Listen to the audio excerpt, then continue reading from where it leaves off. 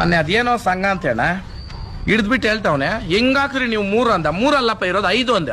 5 ಇದು ಅಫೆನ್ಸ್ ಇದು. ಹೆಂಗಾಕ್ರಿ ನೀವು ಒಂದ್ ಗಡಿನಲ್ಲಿ 2 ಹಾಕ್ಬೇಕು ಅಂತಾನೆ. ಒಂದು ಕ್ಯಾಂಟರ್ ಬಾಡಿಗೆ 15,000 ಕೊಟ್ಬಿಟ್ಟು ನಾನು ಇಲ್ಲಿಂದ ಅಲ್ಲಿಗೆ 2 ಹಾಕಿದ್ರೆ ಅವಾಗ 3 ಜೊತೆಗೆ 3 ಗಾಡಿ ಮಾಡ್ಬೇಕು.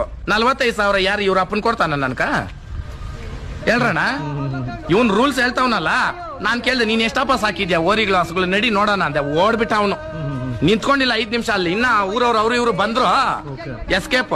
ಈ ತರ ಸಂಘಗಳು ಅನ್ಕೊಂಡ್ ಬರ್ತಾರಣ್ಣ. ಇವಾಗ ನನಗ್ ಮಾತಾಡಕ ಅಷ್ಟೇ ಏನೋ ದೇವ್ರು ಬುದ್ಧಿ ಕೊಟ್ಟವನೇ 4 ಮಾತು ಮಾತಾಡ್ತೀನಿ. ಸಣ್ಣ ರೈತ ಎಲ್ಲಿ ಮಾತಾಡಕ್ ಸಾಧ್ಯ? ಭಯ ಬೀಳ್ತಾನ ಅವನು. ಅಣ್ಣ ಕೆಲವೊಬ್ರು ಪೊಲೀಸ್ ಅವ್ರಣ್ಣ ನಾನು ಅಪ್ರಿಶಿಯೇಟ್ ಮಾಡ್ತೀನಿ ಅಣ್ಣ. ಬಾಳೆಹಣ್ಣು ತೆಗೆದುಕೊಟ್ಟು ಬರ್ದ್ ಕಳ್ಸವ್ರು ಎಲ್ಲಾನ ಹಿಡಿದ್ರೆ ತೋರ್ಸ್ರಿ ಅಂತ. ರೈತರ ಮಕ್ಳು ಅವ್ರಣ್ಣ. ಅವರು ನಿಜವಾದ ರೈತರ ಮಕ್ಳು.